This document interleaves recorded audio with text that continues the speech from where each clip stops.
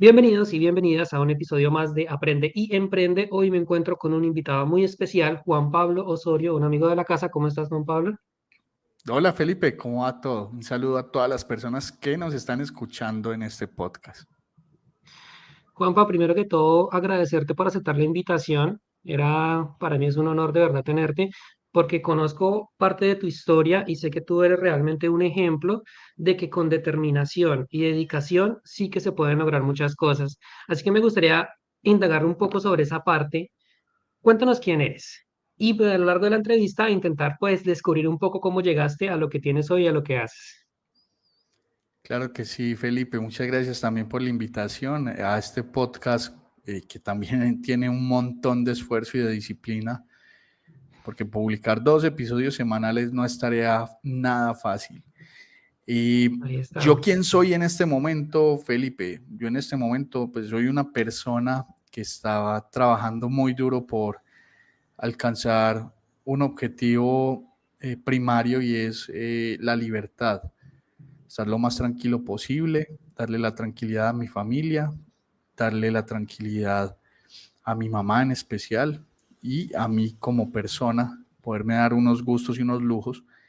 Entonces, estamos centrados full en varios frentes. Yo soy un empleado tiempo completo de una casa de desarrollo de software.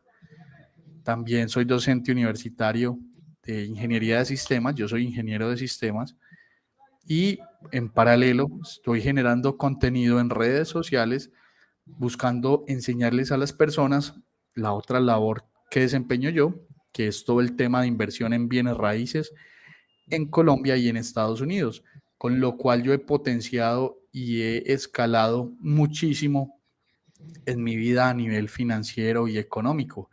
Entonces en redes sociales estamos construyendo también mucho contenido para aportarle a las personas. Entonces se podría decir que actualmente soy un Juan Pablo con 4 trabajos, mucha dedicación, mucho esfuerzo, buscando acelerar el proceso. Juanpa, de lo que tú me cuentas, algo interesante que quiero resaltar, muchas personas piensan que para ser exitoso financieramente hay que ser empresario, hay que ser inversionista, lo cual es cierto, pero está como la etiqueta de que si tú eres empleado y trabajas para alguien más, va a ser muy difícil escalar o ser exitosamente en la parte financiera. Tú eres un ejemplo de todo lo contrario, porque tienes un buen trabajo, al mismo tiempo estás invirtiendo y estás emprendiendo. ¿Cómo haces para manejar el tiempo para que te dé, para suplir ambas labores que ambas me imagino requieren muchísimo tiempo y esfuerzo? Claro que sí, Felipe. Yo creo que lo principal es el manejo de la agenda. Para mí, mi agenda es sagrada. Yo busco separar todos los espacios en el día que tengo, inclusive desplazamientos, separo los espacios del desayuno, del almuerzo, de la comida, separo los espacios en los cuales voy a dar las clases, separo los espacios de las reuniones del trabajo, separo los espacios donde voy a generar contenido para redes sociales. Y esto me ha permitido ser una persona muy estructurada y metódica que tiene tiempo para todo. Yo tengo tiempo de ir a la casa de mi mamá a hacerle visita, disfrutar con ella. Yo tengo tiempo de ir a cine, de salir a comer con mis amigos, de estar participando en este podcast, por ejemplo, de sentarme y ver televisión tranquilo, a pesar de que mi vida pareciera muy atosigada y llena de muchas cosas y muchas obligaciones. Pero yo siento que lo principal que me ha ayudado y me ha permitido estar donde estoy ha sido el tema de organización y de la agenda. Eso es vital, respetarla. Y hay un tema muy importante, es el tema de la procrastinación. A veces queremos no hacer las cosas. Yo creo que uno prefiere estar en un scroll infinito en redes sociales, prefiere estar jugando, prefiere estar viendo televisión, prefiere estar haciendo otras prácticas de ocio que estar haciendo algo productivo por su vida. Entonces, eso ha sido una lucha constante. Yo he hecho muchos detox en mi vida. He limpiado mucho grupos de WhatsApp que no me agregan valor. He alejado de mi vida personas que no me aportan y no me agregan valor. Y he buscado alejarme de cosas que me roben energía. Por ejemplo, yo soy hincha de Medellín y todo lo de Medellín es Ya no vas al sufrido, estadio. horrible. Desde 2020 yo no voy al estadio desde pandemia. Tomé la decisión porque me daba cuenta o me di cuenta que me estresaba mucho, a pesar de que lo disfrutaba, me estresaba y no era un estrés saludable porque yo no podía hacer nada porque los jugadores corrieran o chutaran o hicieran gol o quedaran campeones. Entonces, digamos que el espacio de esparcimiento era muy interesante, pero decidí cambiarlo por cosas que disfruto mucho más o que disfruto igual, pero que no me generan ese nivel de estrés. Entonces, salir a montar en moto, ir a nadar, por ejemplo, en Guatapé, que allá está una de las inversiones, entonces lo disfruto mucho. Ir a una finca, compartir con mis amigos, salir a comer, prefiero hacer esas cosas que no me generan ese nivel de estrés y creo que eso también me ha ayudado mucho a enfocarme en el ocio que disfruto, no en el ocio que también disfruto, pero que me roba energía y que no me aporta y me permite pues tener tiempo libre para ejecutar las labores. Mira qué interesante lo que compartes. De hecho, Robert Kiyosaki, él dice que la diferencia entre la gente altamente exitosa y lo que no lo es, no es el dinero, sino lo que hacen con su tiempo libre. Y el ejemplo que tú nos estás compartiendo de tu vida, de cómo estás empleando tu tiempo y que te alcance para hacer tantas labores, definitivamente pues es lo que todos deberíamos intentar hacer o acercarnos al máximo. Y no se trata necesariamente de olvidarnos de disfrutar la vida, ¿no? Porque has encontrado una forma muy sana de esparcimiento, de realizar actividades, sin tener que comprometer pues tu salud mental o tu estrés que lo necesitas evidentemente para tus cosas. Juanpa, quisiera preguntarte por qué te enfocaste en los bienes raíces a la hora de buscar una alternativa de inversión. ¿Qué fue lo que más te llamó la atención ahí? Claro que sí.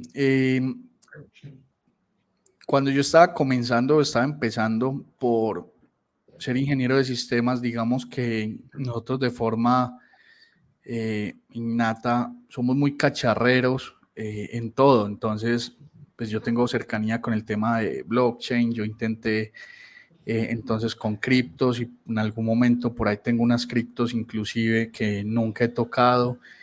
Intentamos también con binarias, intentamos también con el tema de bolsa, tengo portafolios en protección que me administran inclusive, o sea, yo tengo otras inversiones en paralelo, mi rubro grande y fuerte son bienes raíces y es porque yo me di cuenta de que al ritmo que yo quiero que pasen las cosas y con el control que yo quiero tener de las cosas, sentía mucha incertidumbre en la toma de decisiones de ciertas empresas, entonces uno tenía que jugar con la volatilidad del mercado, entonces tenía que estar muy pendiente para estar switchándose entre acciones, entonces se volvía un trabajo de tiempo completo.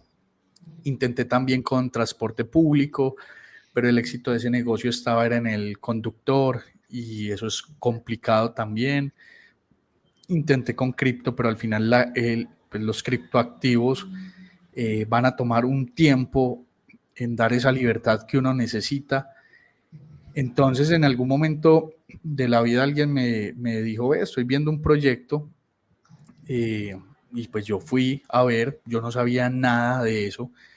Yo en mi cabeza tenía que necesitaba mucha plata para poder comprar algo. Y ahí fue donde aprendí como el concepto de apalancamiento, porque cuando yo llegué a ese proyecto, ese primer proyecto que conocí, me explicaron que yo podía pagar en cuotas el 30% del valor inicial sin tener un solo peso ahorrado y que las podía acomodar como quisiera y el 70% restante me lo prestaba un banco. Entonces, cuando yo me di cuenta que yo no tenía ahorros, que yo no suelo tener ahorros, yo no, si a mí me preguntan, hey, ¿cuánta plata tenés en la cuenta de ahorros? Está en cero, porque todo mi flujo de caja ya está destinado a diversas inversiones, a diversos gastos de la casa. Entonces yo mantengo en cero la cuenta y pues también por un tema de devaluación de la moneda. Entonces me di cuenta de que yo solo tenía que separar mensualmente una fracción de mi salario que se fuera ya a la fiducia y con eso pues iba a empezar a invertir en bienes raíces. Cuando me entregaron el primer proyecto fue revelador para mí porque yo logré una valorización muy alta en cuestión de 2 años más o menos y vender el proyecto rápidamente y recobrar lo que había ahorrado, más la valorización, pues fue como una luz y yo dije, pucha, es esto es lo que yo necesito. Y con el tiempo he ido reforzando mucho la idea porque al final uno necesita, en la peor situación del mundo, necesita un techo para vivir, salud y comida. Entonces digamos que el techo para vivir, yo tengo muchos techos para vivir que son míos y que pase lo que pase, el valor de la tierra históricamente cada vez sube más de precio en los centros poblados, en los centros urbanos, porque cada vez somos más personas y cada vez hay menos tierra. Entonces, eso tiende a valorizarse muy, muy rápidamente. Entonces, me ha ayudado mucho y por eso fue la decisión de continuar de lleno con bienes raíces. Ya posteriormente, pues me fui también para Estados Unidos para protegerme también de la devaluación del peso en cierta parte del portafolio. Claro, los bienes raíces por excelencia, pues son a prueba de todo, ¿no? A prueba de pandemias, a prueba de guerras, a prueba de virus, a prueba, pase lo que pase, siempre mientras la humanidad exista, vamos a necesitar dónde vivir. Si te Así entiendo bien, es. entonces, dentro del mundo de los bienes raíces, ¿te nichaste en invertir en propiedades sobre planos o también inviertes en apartamentos usados, flipping, otro tipo de opciones? El core de nosotros es apartamentos sobre planos, pero también hemos hecho proyectos de flipping, fix and flip. Los que no saben qué es fix and flip es coger una propiedad que esté pegada en el mercado, que tenga un nivel de estrés, lo llamo yo, y salimos a ofrecer 20-30% por debajo del valor comercial para remodelarla, ponerla bonita y sacarla nuevamente al mercado.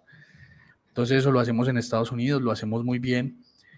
Estamos incursionando también el tema de lotes con la experiencia que hemos cogido remodelando y terminando los apartamentos sobre planos, que muchos de ellos los entregan en obra gris. Queremos construir en ese espacio una casa finca para renta turística. Es una apuesta muy, muy grande de más o menos 1.000 millones de pesos, donde buscamos tener una casa enorme, brutal, que pueda albergar 16 personas con mucho lujo al lado del embalse del Peñol de Guatapé. Entonces estamos en ese proceso, ya tenemos el lote, ya estamos en proceso de iniciar estudios de suelos no, de revisar dónde va a quedar ubicada la casa, porque los estudios de suelos los hicimos previos a la compra. Entonces también estamos incursionando en ese tema y hemos acompañado muchos estudiantes de nosotros en procesos de co-living y amigos de la casa en procesos de construcción de edificios también. Entonces hemos participado de forma activa pues en diversos frentes de inversión de propiedad raíz que nos han dado el conocimiento que tenemos hoy. Juanpa, antes de preguntarte un poco por la academia que estás montando y por lo que estás haciendo en la parte educativa que me parece muy interesante, eres escritor, tienes un libro que yo personalmente leí y que les voy a dejar a todos los que nos escuchan en la descripción de este podcast para que vayan y lo descarguen. Súper recomendado si les interesa invertir en bienes raíces, que es el libro de 5 errores que debes evitar a la hora de invertir en bienes raíces, ¿cierto? Cuando yo leí ese libro, hay una parte que me llamó muchísimo la atención y me ayudó a entender la forma de pensar de Juan Pablo. Porque en uno de los errores que tú dices, bueno, lo comentas como error, pero al final te salió bien, es que te metiste en 3 apartamentos a la vez. Y yo me acuerdo que textualmente decías que, no sé si fue que tuviste un aumento de salario o algo, ahorita nos compartes más detalles, pero te ganabas 3.500.000, lo que al cambio de hoy en dólares son un poquito menos de $1.000, como $700, y tú decías, me las arreglo para vivir con 500.000 y 3 millones los voy a invertir uno en cada apartamento. Y yo dije, este men, ¿qué hizo? O sea, ¿cómo hace para pensar así? Cualquier persona en su lugar que se gane 3.500.000, después de venir me imagino que ganabas mucho menos antes de eso, a uno le dan ese salario de 3.500.000, uno lo primero que hace es irse de vacaciones, irse con la familia, comprarse un carro, comprarse una moto, y vos en el libro comentas que lo que hiciste era que te ibas en bicicleta al trabajo para no gastar en transporte, te la arreglaste para vivir con 500.000 e invertiste 3 millones restantes. O sea, estamos hablando más del 70% de tu salario en inversión. A mí de verdad me sorprendió bastante, pero al mismo tiempo la explicación de por qué tienes los resultados que tienes, porque no todo el mundo está dispuesto a hacer ese tipo de sacrificios o a tener esa visión a largo plazo. Cuéntanos un poco más detalles de esa historia que sin duda me pareció muy interesante. Claro que sí, detrás de esa historia pues hay muchísimo más contexto porque digamos que para mí fue fácil porque mi mamá y yo, cuando yo estaba en el colegio, mi mamá era vendedora ambulante. Yo no tengo papá, él nos abandonó cuando yo tenía 8 meses y mi mamá siempre me sacó adelante a punta de obleas, solteritas y sancochos. Las obleas y los solteritas son dulces típicos de Colombia y el sancocho es una sopa de gallina y de res con papa y yuca y mazorca. Pongámoslo pues así para que las personas que nos escuchan de afuera entiendan. Entonces, Para, para que se nosotros, antojen. sí, nosotros mensualmente, Felipe, yo creo que podíamos hacernos a la semana 100.000 pesos, al cambio son $20. Esos son más o menos para vivir como $2, $3 diarios, eso es muy poquito. Y entonces nosotros vivíamos con eso. Entonces nosotros teníamos una vida muy austera, a mí nunca me faltó nada. Cuando empecé a crecer, me di cuenta que no era que a mí no me faltara nada, sino que mi mamá dejaba de comer, pues para que a mí no me faltara nada. Y cuando yo empecé a entender eso, pues me di cuenta que parte de la razón por la que yo tenía que pedalear y luchar era mi mamá. Y entonces digamos que el sacrificio de vivir con 500.000 pesos era vivir con 100.000 pesos más de lo que uno estaba acostumbrado a vivir, Ya entre estabas comillas. acostumbrada. Sí, total. Entonces mi mamá ayudaba en la casa porque ella siguió en cierta época pues vendiendo hasta que yo le dije no más, porque pues ya estaba muy fuerte el tema de ser vendedor ambulante, no es nada fácil. Entonces yo me iba en la bici, yo dije me voy a meter en esto porque yo al principio cometí muchos errores, yo le embarré mucho porque cuando yo entré y empecé a ganar plática en el trabajo, me acuerdo que el sueldo era más o menos de 1.800.000. Cuando yo terminé la práctica y me dejaron como empleado, el sueldo era más o menos 1.800.000. Y yo me embrutecí, por así decirlo, y salí a gastar y compré una moto carísima. Yo lo primero que fui a hacer fue a un banco a ver cuánto me prestaban. Y me acuerdo que me prestaban 30 millones de pesos. La moto me costó 25 millones, una BMW G650 GS, modelo 2014. Y compré el casco mío, mi chaqueta. No podía ser un casco de una chaqueta fea, ¿cierto? Era una BMW, entonces el casco me costó 2 millones de pesos, la chaqueta 1,5 millones, las botas 500, el pantalón otro 1,5 millones, ahí están los 30 millones. Ahí se fue el crédito. Entonces yo empecé a pagar el crédito y tenía pues, muchos gastos, eso estaba consumiendo mucha plata. Entonces a mí me empezaron a subir el sueldo por la buena labor que yo hacía en la empresa. A mí me gusta decir que o pensar que si yo voy a hacer algo, pues lo tengo que hacer lo mejor que pueda. Entonces yo daba o entregaba el 110% de lo que tengo en mi trabajo, bajo la premisa de que pues si voy a estar 8 horas ahí metido, tienen que ser las mejores 8 horas de mí para la persona que me está remunerando. Y eso me ha permitido brillar, gracias a Dios, en todos los trabajos que he estado, destacar sobre los demás, entonces me ha permitido crecer de forma acelerada. Cuando a mí me empiezan a subir el sueldo, pues yo también empiezo a retacar por el sueldo, como, hey, súbanme más que no me alcanza. Entonces a mí un jefe, eh, David, alguna vez se sentó y me dijo, hey, yo te puedo subir el sueldo hasta donde vos querás, pero si vos seguís aumentando tu ritmo de vida y tu estilo de vida como lo venís haciendo, nunca te va a alcanzar y siempre vas a estar colgado. Cuando ese man me dijo eso, yo me di cuenta que le estaba embarrando y que tenía que parar el proceso. Y si quería acelerar lo mío, tenía que hacer cosas diferentes, cosas que otros no estuvieran dispuestos a hacer. Entonces era pedalear en la bici. Gracias a Dios mi casa quedaba arriba, el trabajo quedaba abajo, entonces de ida era como, digamos, en bajadita, entonces no llegaba sudado, pero a veces sí se me chuzó la bicicleta y era horrible porque tenía que llegar a pie al trabajo y después Y buscar de quién me la regreso con la cicla arreglara. al hombro. Y de regreso, pues si estaba bien la cicla y la arreglaban, pues suba otra vez, pero bueno, no había problema. Pero eso me permitió mucho acelerar el proceso y hacer ese gran sacrificio. Eh, yo siempre he sido muy arriesgado, ¿cierto? Y creo que el miedo no nos deja tomar decisiones muchas veces.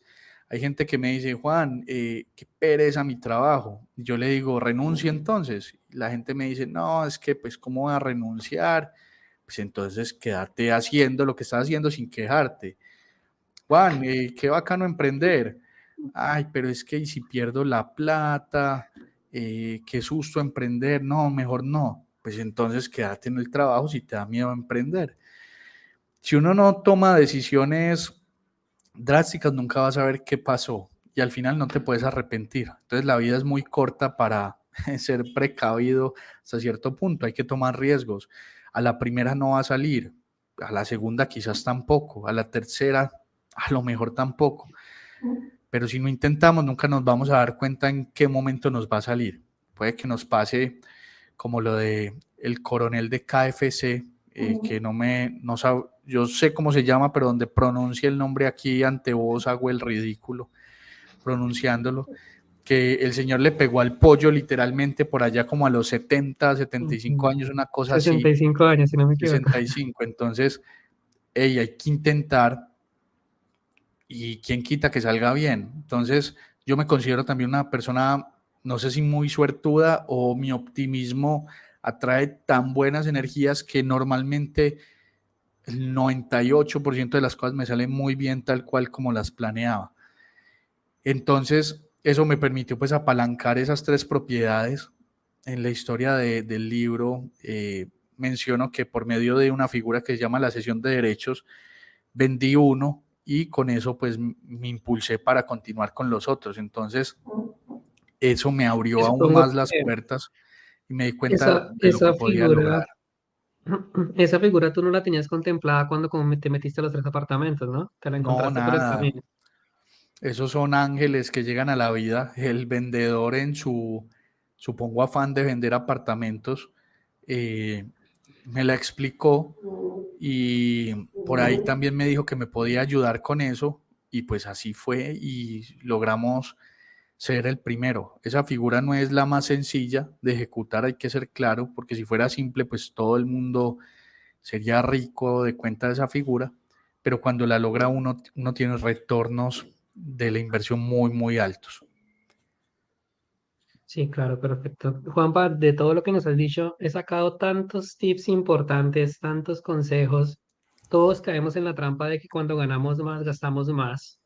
Eso le pasa a todo el mundo, a mí también me ha pasado, nos seguirá pasando. Sin embargo, si no rompemos con esa, no sé si decirle creencia, actitud, paradigma, forma de pensar de que el dinero a la hora que nos llega tenemos que gastárnoslos, pues nunca vamos a hacer nada, por más que nos ganemos 1.000 millones de dólares en un año, si gastamos al mismo nivel, vamos a estar igual de pobres siempre.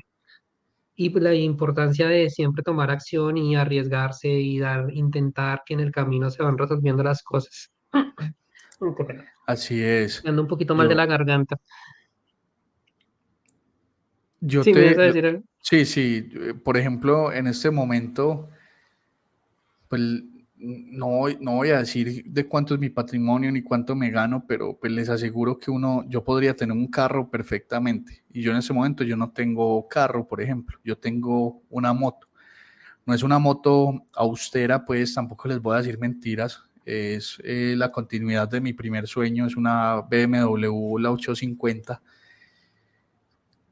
Y yo me muevo en la moto y a hoy yo no siento la necesidad de tener carro, porque un carro para mí en este momento es un pasivo que me obligaría a frenar mi crecimiento.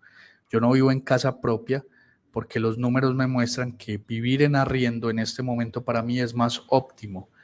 Y no quiere decir que yo no tenga propiedades. Yo sí tengo muchas propiedades, pero no vivo en mis propiedades propias, valga la redundancia, porque yo tengo esa plata circulando. Si yo compro una casa propia en este momento, la casa de mis sueños, estanco mi crecimiento porque voy a enterrar 1.000 millones de pesos y se van a quedar ahí quietos para siempre. Ah, Juan, es que se valoriza. Sí, pero ¿cuándo vas a salir a retomar ese capital y cuándo vas a salir a venderlo para seguir capitalizando, generar un flujo de caja? Entonces ahí está la diferencia también. Yo no me voy a quedar austero para toda la vida, eso también te lo garantizo. Llegará un momento en que yo pueda cumplir muchos de los sueños y los proyectos que tengo en mente. Entonces la gente también me va a decir, Juan, ¿y si te mueres mañana?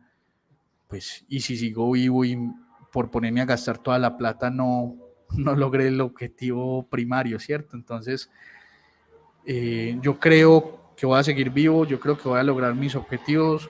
Yo sé que si yo me muero mañana, mi familia está completamente asegurada y me iría feliz y tranquilo porque hay de dónde echar mano, de dónde pueden vivir ellos el resto de vida y sabré que los 31 años que vengo trabajando y viviendo, pues los trabajé para que ellos estuvieran felices y tranquilos. Entonces, también es el objetivo primario, ¿cierto? Garantizar la tranquilidad de ellos. Y si yo, Dios mediante, pues estoy vivo a los 40 años aproximadamente, tener una tranquilidad absoluta y no tener que pensar en trabajar y que si trabajo sea en algo que me apasiona completamente y alcanzar esa verdadera libertad financiera, no la que predican en redes sociales, ay, es que yo alcance la libertad financiera, pues ¿por qué seguís generando contenido si alcanzaste la libertad financiera? Si ya la tuvieras, estarías en un yate en el Caribe, pasándola brutal, no estarías aquí en un live. Ay, es que ese es mi esencia, mi compromiso. Entonces, ¿por qué cobras por tus conocimientos también, cierto? Porque necesitas más plata. Entonces, seguramente cuando yo tenga 40, 41 años y alcance ese objetivo primario, no me verán en ningún lado sirviendo de forma paga, sino siendo conferencista y contando historias, que es lo que más amo y más me apasiona en todo lado. Entrando en ese tema, Juanpa, aparte de inversionista, tienes un proyecto de educación. Quisiera que nos platiques un poquito más sobre eso. ¿De dónde nació la idea de empezar a compartir tus conocimientos en la parte de los bienes raíces? Sí, Felipe, a mí me ha gustado mucho ser docente. Por ejemplo, yo soy docente universitario y eso pagan súper mal, pagan mal.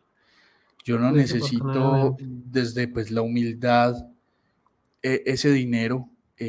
Considero que los docentes son muy cracks que trabajan pues por esos montos, porque se supone que están preparando a las futuras generaciones, pero siento que le estoy retribuyendo a la sociedad parte de lo que ella me ha dado y uno tiene que dar algo a cambio para poder recibir algo. Entonces, ayudarle a estos pelados me mueve mucho y me inspira mucho. Desde redes sociales he buscado ayudar a que las personas se den cuenta que pueden comprar una casa propia apalancándose de banca, de la constructora y de los subsidios, que no tienen que ser ricos para hacerlo. Entonces generamos un montón de contenido gratuito para que las personas hagan esa primera inversión, se den cuenta de que lo pueden lograr, de que son capaces de hacerlo. Entonces tenemos muchísimo contenido gratis para que la gente lo haga sin cometer errores, maximizando la rentabilidad, porque a mí me pasó eso en el libro, particularmente lo explico, un montón de errores y embarradas, y eso me ha llevado pues a aprender mucho. Entonces le enseño a la gente a que no le embarre, que hagan esa primera inversión y si ya la gente quiere escalar, también tenemos acompañamientos muy personalizados y muy cercanos con los estudiantes que se dieron cuenta que este es el camino. Entonces la premisa educativa de nosotros es que cualquier persona puede aprender a invertir, cualquier persona lo puede lograr. Porque si yo que pues hace unos años no sabía qué iba a hacer con mi vida, mi mamá era vendedora ambulante, sobrevivíamos con $20 a la semana, $3 diarios, pues cualquier persona también lo puede lograr. Solo necesita determinación, creer que es capaz de hacerlo y dejarse de poner excusas y empezar a hacer cosas diferentes. Porque es que tampoco es fácil de hacer. Tampoco les voy a decir, ah, sí, mira, tú te sientas, prendes el televisor, pones Pasión de Gavilanes y te va a llegar una casa.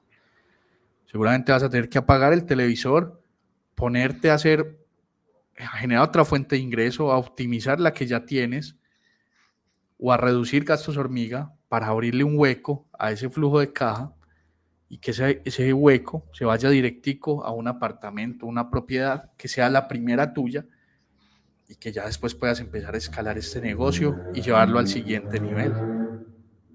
Exactamente. Acá pues vuelvo a reiterar lo que dije empezando la entrevista, que Juan Pablo era un ejemplo de que definitivamente sí se pueden hacer grandes cosas empezando desde abajo. Y como nos lo has venido compartiendo, pues es un ejemplo claro que así es. Me gusta el proyecto de educación que tienes porque básicamente la información y las oportunidades están ahí, pero la gente no las conoce. Y el desconocimiento, concretamente a la hora de invertir en bienes raíces, conlleva a las personas a cometer muchísimos errores, como podríamos mencionar acá muchos, meterse en propiedades demasiado costosas que no puedan pagar, no asegurarse que, por ejemplo, la constructora sea seria. ¿Cuáles son esos errores graves que tú has notado que la gente más comete a la hora de invertir en bienes raíces? Claro que sí, Felipe. Mira, yo siento que el primero va muy ligado a lo que tú mencionas al comienzo de la pregunta, y es que la gente se dedica a quejarse un montón y no a tomar acción. Es muy triste porque yo he hecho publicaciones, yo estudié en mi universidad becado, yo busqué una oportunidad y yo en algún momento hice una publicación donde le decía a la gente, hey, en las páginas de sus gobiernos de cada uno de sus países hay oportunidades de educación gratuitas, porque yo las veo que están ahí, que se pierden constantemente. Hasta hace unos años varios subsidios se venían perdiendo, subsidios de vivienda, particularmente en Colombia, y la gente no los aprovechaba, pero llegaban a mis publicaciones y se quejaban y hasta me echaban la culpa a mí Mm. de que el gobierno no les diera un subsidio. Ah, es que soy madre cabeza de familia, soy soltera, o soy padre que solo trabajo yo, mi esposa tiene que cuidar a mis 5 hijos y tengo 2 hijos enfermos, entonces necesito una casa. Y yo decía, hey, el gobierno no te va a dar una casa, nadie te va a dar una casa por lo que vos necesitas o crees que necesitas. ¿Qué vas a dar a cambio para recibir esa casa? Entonces, los planes de subsidios son complejos y requieren un ahorro precisamente porque si regalamos las cosas sin un esfuerzo, la gente no lo va a valorar y va a salir a venderlo. Entonces, yo diría que lo primero es, hey, no quejarse. ¿Qué pasara si nos dejáramos de quejar y nos hiciéramos responsables de nuestras acciones? Si yo me hubiera quedado quejándome y echándole la culpa a la vida, ay, porque mi mamá es enferma, epiléptica, porque soy hijo único, me toca cuidar a mi mamá que es enferma, porque tenemos que salir todos los días a vender obleas y solteritas, a mojarnos, a cargar un toldo pesado, porque no tengo plata para ir a la universidad, pues seguramente no estaría acá. Yo decidí cambiar el chip y yo quiero a la gente rica, la gente que tiene plata, porque lo llenan a uno de abundancia. Uno no cree eso y uno empieza a entender eso cuando empieza a crecer, pero si uno se rodea de personas que tienen una mentalidad de escasez, de estarse quejando, eso se le pega a uno, porque eso empieza a martillar durísimo. Mientras Ujú. que si estás en un entorno donde la gente tiene ideas, tiene chispa, le busca la comba al palo, pues empezás a salir adelante. Y yo sé que hay gente que la tiene más dura que yo, pero yo sé que cualquier persona que se lo proponga lo puede lograr. Yo en Instagram he escuchado historias de mis estudiantes eh, muy tesas. Yo tengo un estudiante que es madre, cabeza de familia, tiene 2 hijos y dejó los 2 hijos con la mamá y dijo, güey, pucha, yo me voy para Italia de ilegal un año a darla toda. Y ella me escribe todas las semanas y me dice, Juan, es muy duro. Yo le digo, hey, vamos que vos podés. Ese sacrificio de un año te va a permitirte llegar aquí con 3 casas y ya tener resuelto prácticamente el resto de tu vida, porque estás haciendo algo que la gente no está dispuesta a hacer. Ella, en vez de quejarse, ella cogió un avión. La historia de ella es muy loca, porque ella me decía, hey Juan, yo me iba a quitar la vida y escucharte a vos me salvó, escuchar tu historia. Y apenas escuché tu historia, eso fue hace poquito. Ella arrancó para Italia en octubre, noviembre. Compró los primeros tiquetes y se quedó por allá y le está rompiendo y seguramente la va a sacar del estadio. Entonces, si uno se deja de quejar y se hace responsable también de sus actos, de sus acciones y busca cómo va a cambiar su vida, lo puede lograr. Eso hablando como el tema mental, de actitud, y centrándome ya más en el tema de propiedad, lo primero que yo recomendaría es fiducia de principio a fin, por el simple hecho, por la sencilla razón de que la fiducia está respaldando y custodiando los recursos de comienzo hasta el fin del proyecto. Y la constructora solamente va a obtener el dinero cuando logra unos hitos acordados con nosotros como compradores y con la fiducia como intermediaria. Entonces, eso me permite que si el proyecto no se viabiliza, pues me devuelven a mí mi plata completa con unos rendimientos que generó la fiducia en ese tiempo. Lo segundo que yo trato de hacer es buscar proyectos siempre en lista cero. Esto aplica para proyectos no bis, que es un proyecto en lista cero. Las constructoras tienen listas de precios. Entonces, cuando lanzan un proyecto, están en la lista de precios más baja, la lista cero, que algunos la llaman, hay otra lista por abajo de lista cero que la llaman Friends and Family, amigos y familia. Y de ahí para arriba, pues lista cero, lista 1, lista 2, lista 3. ¿Cómo funciona esa lista de precios? La constructora comienza a jalar el precio del mercado. Entonces se lanzan en 200 millones de pesos. Venden 10 unidades y lo suben 10 millones de pesos. Entonces jalan 10 millones de pesos y empiezan a sondear y a entender cómo se mueve el mercado. Seguimos vendiendo igual de bien. Vendimos otros 10. Jalamos más, 220 millones de pesos. Ya vamos en lista 2. Seguimos vendiendo que da miedo. Sigue moviéndose. Lista 3, otros 10 millones, 230. Jalan más. Hasta que llega un momento en el mercado que dejan de comprar y van por allá en lista 15, no sé, 300 millones de pesos. Jalan, ya no, nadie compra. Entonces ahí ya la constructora es donde empieza a ofrecer esos descuentos para tratar de volver a alcanzar el precio óptimo del mercado por medio de descuentos, a pesar de que el precio ya está anclado acá, te dan un descuento para hacerte sentir que estás comprando barato. Entonces, ¿yo qué busco? Comprar en esas primeras listas de precios para ganarme toda esa valorización del precio del mercado por medio de esa especulación.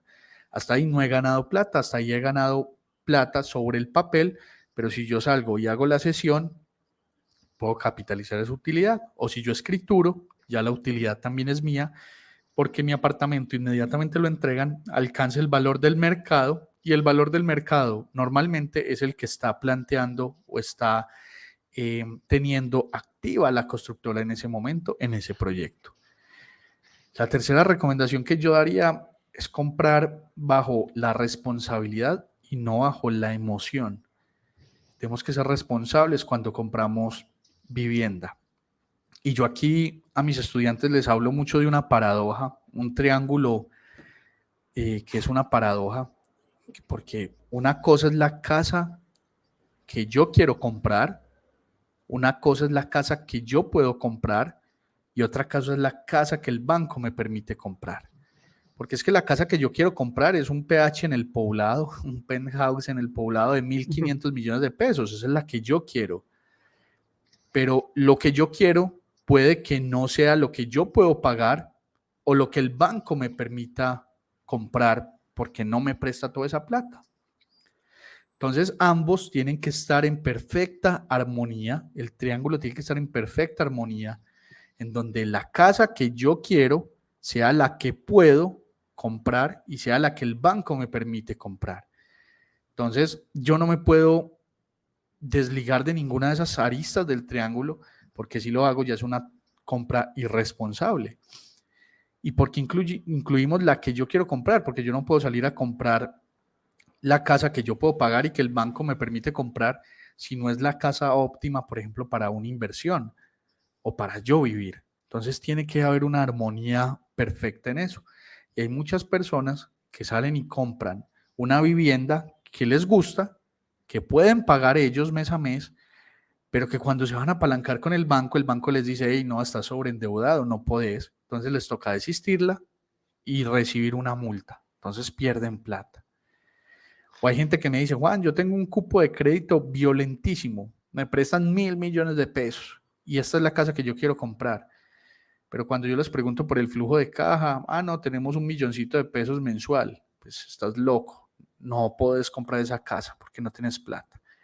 Entonces el triángulo tiene que estar en perfecta armonía y eso es lo primero que aprenden nuestros estudiantes por medio de calculadoras e información clara, porque esos son simples números, fórmulas básicas que nos dicen, hey, la casa que yo quiero comprar vale tanto, hey, ¿la puedo comprar yo? Sí. ¿El banco me presta? Sí. Entonces adelante. Entonces sería como la tercera recomendación puntual. Y creo que la cuarta, para que redondeemos las ideas, si quieren aprender más, pues van a redes para aprender más, es la ubicación, Felipe. Por ahí hay una frase que dice location, location, location. Esa frase sale de un programa de Nat Geo, de unos agentes inmobiliarios que hablan y dicen, hey, es que la ubicación es lo más importante, porque vos puedes hacer lo que sea con la casa, menos cambiar la ubicación donde está construida. Si la casa está fea, vos la remodelás. Si los números de la vivienda no te dan en el negocio, salís y la vendés. Si no quieres vivir en esa casa, pues te mudás. Pero si no te gusta la ubicación, no puedes como decir, o al menos en Colombia, no es tan fácil, cojo, levanto el edificio y me lo llevo para otro lado. Entonces la ubicación es vital. Donde yo elija la ubicación, ahí va a estar para siempre mi inversión. Si es una mala ubicación, yo no voy a poder venderla tan fácil. Si es mala ubicación, seguramente yo no voy a querer vivir ahí. Si es mala ubicación, seguramente los números de la inversión no van a ser tan buenos. Entonces, tengo que escoger una ubicación muy, muy buena y tener en cuenta un concepto que se está usando mucho últimamente, que es ciudad de los 15 minutos, donde yo en mi vivienda tenga a 15 minutos o menos todo lo que yo necesito. ¿Qué necesito yo? Centros comerciales, iglesias o centros religiosos, los colegios, los supermercados, transporte público en general, centros de recreación, parques, entre otras cosas que necesitan las personas normalmente. Esos serían como los 4 super tips que yo le daría a las personas que nos escuchan. ¿Sabes, Juanpa, que para hacer una aclaración, la mayoría de la gente que escucha este podcast vive en Canadá, son latinos que viven en Canadá, y un mecanismo de inversión muy interesante es invertir en bienes raíces sobre planos en Colombia concretamente, que es una opción que yo les recomiendo porque yo la he hecho. Sin embargo, es importante tener cuidado con ciertos detalles, que es todo lo que nos está explicando Juan Pablo, porque son muchos errores. Yo he escuchado casos de gente que le da miedo invertir porque han escuchado que el proyecto lo entregan en 3 años y por ahí al año la constructora se quiebra y pierden la plata. O pasan 5, 6, 7 años y le dan largas y largas y nunca lo entregan.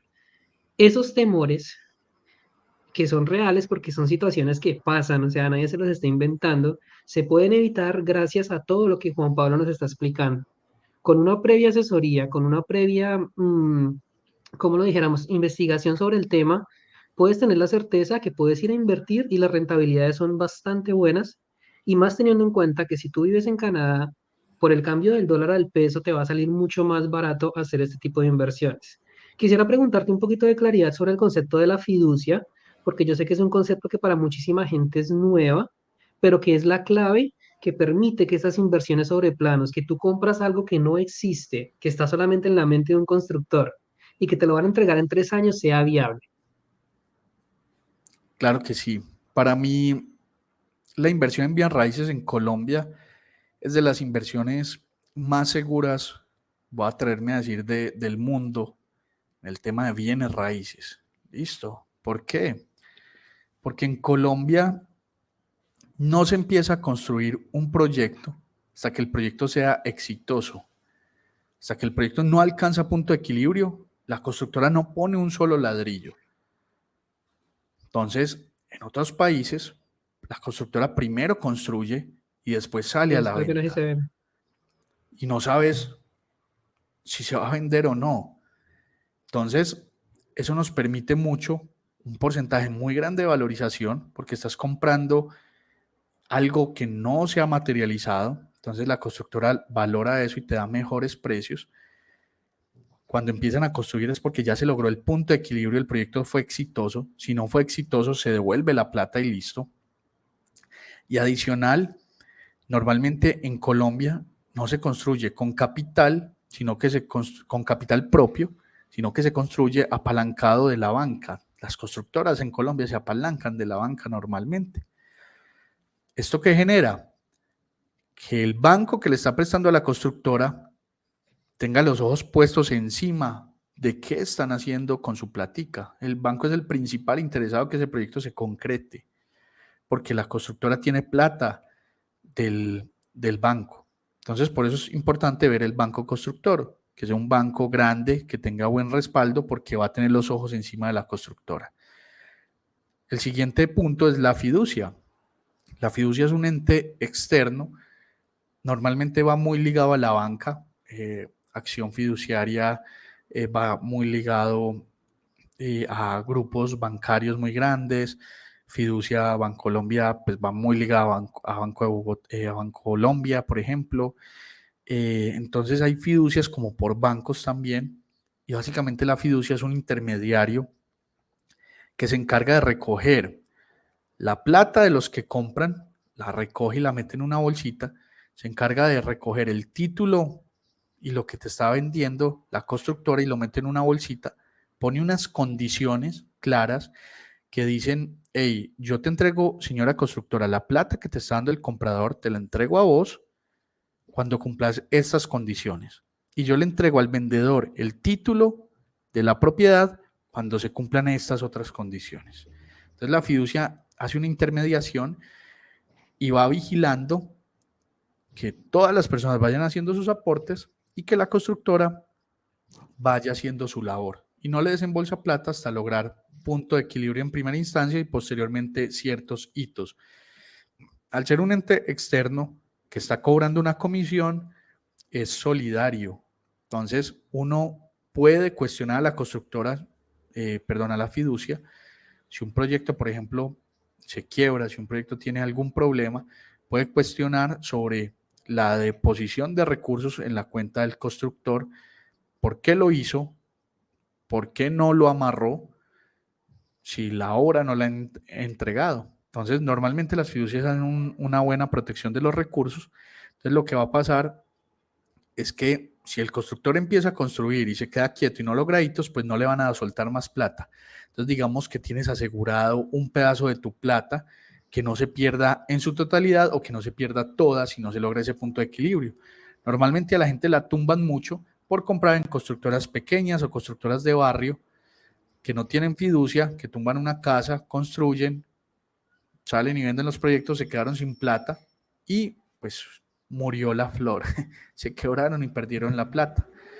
El otro ítem muy importante a revisar es la capacidad del constructor. Entre más robusto sea el constructor, pues va a estar en más capacidad de aguantar una pandemia, una crisis, una inflación, un gobierno de izquierda o de derecha que esté mal.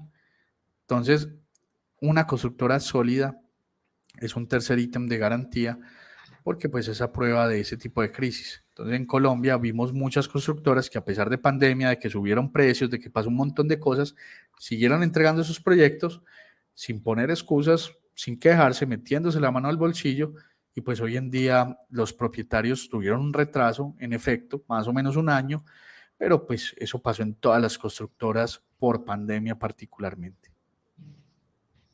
Mira qué interesante, porque estos conceptos es algo que la gente no entiende porque no los publicitan, o sea, no es que te aparezca en la televisión, la fiduciaria tal sirve para esto, tienes que encargarte tú de ir a preguntar, y de hecho me imagino que si vas a una sala de ventas y no preguntas por la fiducia, tampoco te la van a mencionar. Ellos se van Sí, esa... sí, normalmente hay cartelitos pegados afuera que hablan del equipo promotor, que puede ser la constructora, quien vende y quien diseña, el banco constructor, que es el que le prestó la plática a la constructora, y la fiducia. Eso es lo único que uno ve. Pero normalmente no le suelen decir eso. Tenemos fiducia de principio a fin, es importante que sea de principio a fin, y es esta. Eso normalmente no lo suelen decir a menos de que uno lo pregunte abiertamente. Sí, es correcto. Hablemos un poco de números, Juanpa, porque la inversión sobre planos, por lo que yo he hecho, por lo que entiendo, por lo que es algo que también es un área en la que también estoy metido, tiene muchísimas ventajas para las personas porque te permite apalancarte.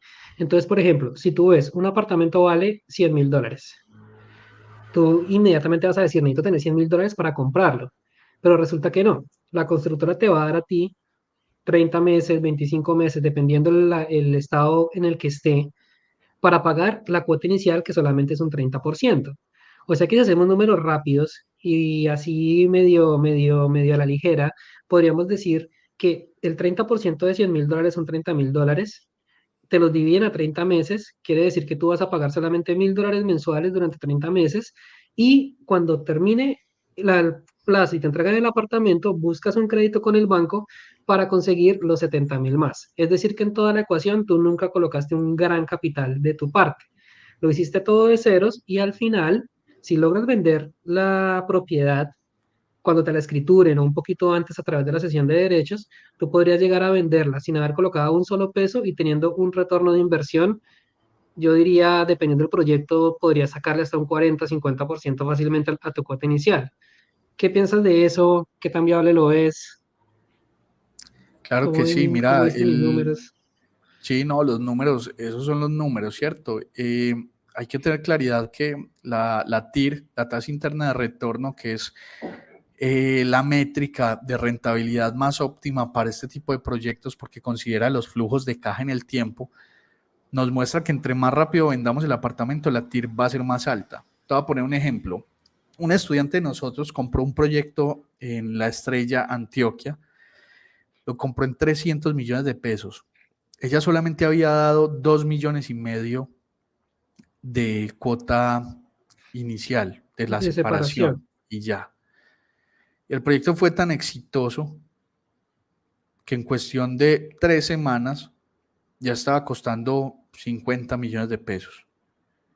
O sea, ella con 2,5 millones, supongamos que salga a vender la sesión y para venderla muy rápido comparta la mitad de la valorización. Es decir, le venda a alguien, te estoy vendiendo 25 millones de pesos por debajo de la sala de ventas. Ella con 2,5 millones en 3 semanas hizo 25 millones de pesos libre. Eso porcentualmente hablando, eso es demasiado Es alto. muchísimo. Es demasiado alto, ¿cierto? Entonces generaste plata prácticamente sin plata. Entonces se logran números muy interesantes bajo la premisa, que esa es la magia de esto. Y yo conozco el mercado de Chile porque hemos acompañado a estudiantes a invertir en Chile, conozco el Sí, mercado de Estados Unidos también. En Colombia es de los pocos países donde tú compras ese activo y la valorización se te está dando sobre el total del activo, así no hayas pagado sino un pedacito. O sea, esta persona compró algo de 300 millones de pesos, el activo ya se está valorizando, no sé, pongámosle 15% anual, por poner un ejemplo cualquiera, y tú si hayas dado 10 cuotas de 1 millón de pesos, que son 10 millones de pesos, tu valorización es sobre el total del activo, no sobre lo que has pagado. Y ahí es donde está la magia de los bienes raíces en Colombia, que se valorizan sobre la totalidad. Y que si no tienes capital para empezar, pues te apalancas ahí muy fácil. Incluso si no tienes, pues si sos de escasos recursos, pues puedes usar los subsidios para empezar en este negocio, que es un tema muy interesante, esas ayudas del o te gobierno. puedes asociar con alguien, entre dos, tres personas, comprar una Así es, propiedad. Lo también permite con el hecho de que hay amigos. tantos contratos, que todo está tan claro que es muy difícil que alguien te estafe, ¿no? Pues, Yo he comprado con amigos y los bancos prestan amigos en Colombia. No tienes que tener primer grado de consanguinidad, que eso es uno de los mitos sí. también muy frecuentes. Para entender un poco la figura de la cesión de derechos, tú dijiste que no es tan fácil, pero está. O sea, ¿sí? es viable. Tú puedes salir, entregarle a cederle la responsabilidad de tu apartamento a un tercero. Si entiendo bien el tema de por qué la valorización se da sobre el total, tú lo que le estás cediendo a la persona es la deuda tuya. O sea, es decir, si tú compraste el apartamento en 300 millones de pesos, digamos 100.000 dólares, y tú has pagado 1.000 dólares, debes 99.000, ¿cierto? Sí, Si el apartamento vale 110.000 dólares, la persona que te lo compra adquiere la deuda de 99.000 dólares que tú tienes, por ende tiene que darte 11.000, porque vale 10.000 más. Entonces, de esos 11.000, tú le dices, vea, ¿sabe qué? Para que usted también gane, se lo dejo en 106.000. Entonces, no me dé 11.000, sino deme 7.000. Y tú con 1.000 te ganaste 6.000.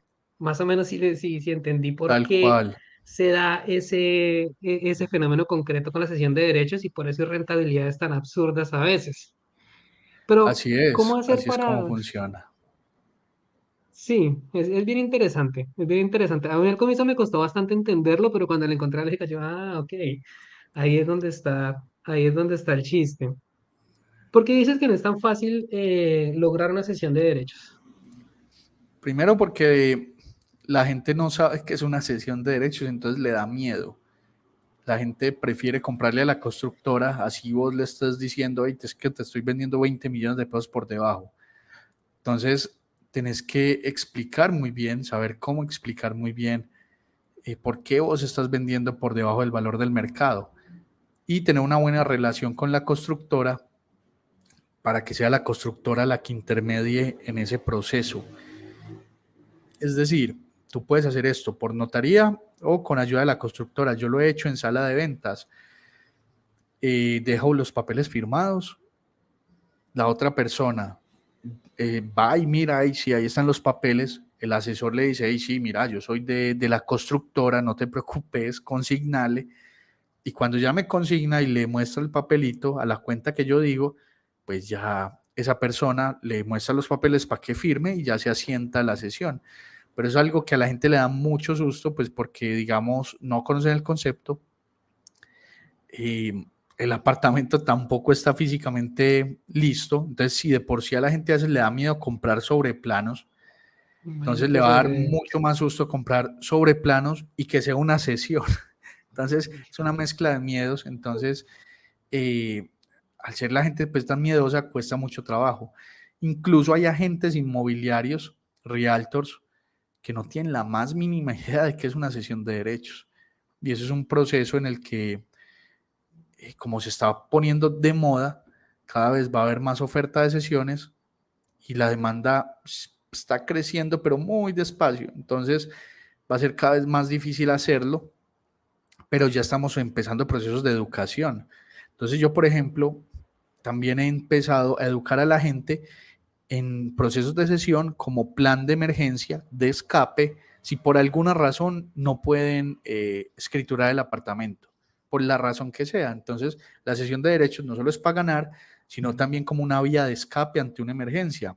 ¿Qué emergencia? Ah, no me hicieron el crédito hipotecario. ¿Por qué? Porque me endeudé más de la cuenta. Entonces, ¿qué hago? Me van a multar el 10% del valor del proyecto, 100.000 dólares, 10.000 dólares. Voy a perder 10.000 dólares. No, pues no gano valorización y que cedo la sesión, que otro se gane la valorización, pero que me devuelvan al menos mi platica. Entonces, uno también puede comprar sesiones, si uno conoce sesiones de personas que están en problemadas porque les van a quitar el apartamento, no pueden hacer el hipotecario, los van a multar.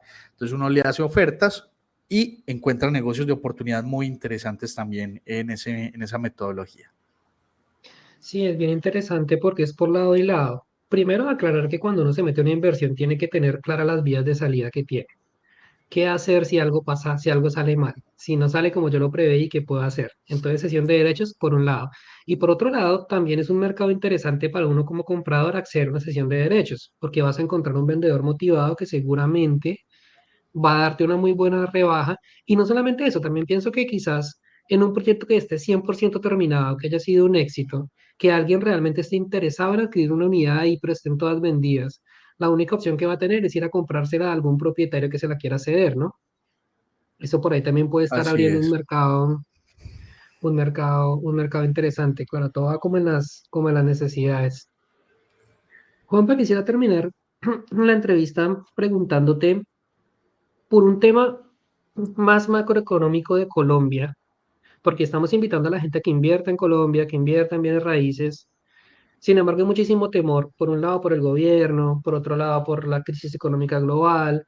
Hay mucha gente que dice que las constructoras se pueden empezar a quebrar, que podemos estar en una burbuja inmobiliaria. Hay muchos temores en el aire que hace que la gente prefiera mejor dejar su plática quieta. ¿Cuál es tu visión a mediano y largo plazo para Colombia? Tú que conoces Colombia, conoces Estados Unidos, conoces Chile, que no lo sabía, me lo acabas de mencionar. ¿Cómo es el futuro para el país en la parte de la construcción? Mira, Colombia tiene una particularidad. Yo no sé si has visto noticias en varias partes del país, los arriendos están subiendo un montón y se está hablando de un proceso de gentrificación. Y precisamente ese proceso de gentrificación se debe a la falta de vivienda en el país. Hay escasez de vivienda. En pandemia las constructoras se retrasaron un montón, entonces los proyectos que iban a lanzar después de terminar esos se atrasaron, entonces tenemos un déficit, un arrastre de déficit de vivienda muy grande. En Ok. pandemia, el DANE nos informó de que las viviendas dejaron de estar conformadas por 3.1 personas y pasaron a 3 personas por hogar. Y eso parece insignificante, ese punto uno, pero esa gran escala, eso es un montón de gente que fue a comprar vivienda y que estadísticamente no necesitaba la vivienda, sino que la pandemia aceleró ese proceso de que las familias se separaran, porque yo no me aguanto con los que vivo Mm, en la casa, entonces mejor me voy. Y a eso le sumamos que muchas personas están viniendo al país de turismo y están usando renta turística y renta de corta estancia. Entonces, escasez de vivienda porque no están construyendo, familias buscando casas y extranjeros viniendo a vivir aquí en renta turística, nómadas digitales, a pasear. Eso es un cóctel perfecto que hace que los precios de la vivienda incrementen y que como hay escasez precisamente, los arriendos empiecen a subir un montón. Entonces, en Colombia no hay burbuja inmobiliaria, no va a haber burbuja inmobiliaria de momento por el simple hecho de que es que una burbuja inmobiliaria se da cuando hay una sobreoferta y en este momento no hay sobreoferta, hacen falta propiedades, hacen falta casas. ¿Cuándo se puede dar una burbuja? Si volvemos y retrocedemos a épocas del 90, del 98, cuando eran épocas de guerra, que el turismo por aquí no arrimaba. Si empezamos a ver que las guerrillas vuelven a hacer secuestros, pescas milagrosas, si empiezan a haber tomas guerrilleras en pueblos, la gente no va a venir y todas esas viviendas que estaban ocupadas por turistas se van a desocupar y va a haber un montón de oferta de viviendas. Entonces vamos a tener una sobreoferta de viviendas y ahí sí puede estallar un problema. Pero de momento a hoy eso no está en el panorama. No vemos una crisis de seguridad de momento y no la vemos en este periodo presidencial. Entonces es importante ver también y entender cómo van a cerrar las elecciones también que se acercan regionales para ver cómo queda el panorama político y seguir entendiendo pues cómo va a fluctuar el tema. Pero de momento Colombia no está en una posible default de una burbuja, está llegando mucho turismo, el peso está devaluado, entonces los turistas vienen muy fácilmente incluso a comprar, hay gente comprando, entonces hay oportunidades porque la vivienda seguirá subiendo en este periodo actual que estamos viviendo en Colombia. En Colombia no estoy seguro, legalmente los extranjeros pueden comprar libremente o tienes que ser nacional colombiano. No, los extranjeros pueden comprar libremente. El tema de apalancamiento, también hay bancos que le prestan a extranjeros y a colombianos en el exterior y entonces no tendrían problema o pueden usar apalancamiento de sus países el tema es la complejidad de traer el dinero, de nacionalizarlo, legalizarlo. Pero es muy fácil comprar para extranjeros. Nosotros tenemos colombianos en el exterior que han comprado y extranjeros que han comprado aquí también muy fácilmente. Nosotros les ayudamos mucho y tenemos contenido en arroba pues Juanpa Invierte en redes sociales donde mostramos cómo se hacen ese tipo de procesos. Chicos, de verdad, para los que nos están escuchando, que les pueda interesar, invertir en Colombia es una excelente opción. Yo lo hago porque amo mi país, soy colombiano, pero aparte de eso, porque los números cuadran, porque es muy sencillo ver que sí es un negocio rentable y más aprovechando el cambio del dólar a pesos. Así que estos son temas que tienen muchísimos detalles más, hay muchísimas aristas, es muy difícil abordar todo en una entrevista de una hora. La invitación es a que vayan y busquen a Juan Pablo, tiene mucho contenido en redes sociales, también tienes un podcast que estoy escuchando, vas como en el episodio 14, 15, ¿no? Donde compartes mucho tu historia, compartes muchos tips que tienes que tener en cuenta a la hora de comprar, a la hora de ir a una sala de ventas. Hay mucha información de valor que definitivamente, si tú quieres empezar en este mundo de las inversiones, es una excelente, excelente oportunidad. Y aparte, pues lo que hablábamos al comienzo, las inversiones sobre planos están a prueba de todo. Que se venga una guerra, que se venga una crisis, que un gobierno malo, las propiedades, una vez la tengas en tu poder, nadie te la va a quitar. Juanpa, te agradezco enormemente por el espacio. Aprendimos muchísimo contigo. Súper Felipe, gracias por la invitación y todos bienvenidos también a los espacios que tenemos con ustedes para compartir. El podcast se llama Invierte tu vida, lo encuentran en cualquier plataforma de podcast y en redes sociales nos encuentran también como Juanpa Invierte, que estamos dispuestos para ayudar porque cualquier persona puede invertir sin tener dinero inclusive, solo requiere un flujo de caja básico. Claro que sí. Igual en la descripción de este episodio van a encontrar el enlace a tu libro, al podcast y a tus redes sociales para los que quieran ir y seguir aprendiendo. Ya saben, Juanpa invierte. Juanpa, muchas gracias. Gracias Felipe por la invitación y nos vemos más adelante. Muchas Nos gracias. veremos en un próximo episodio.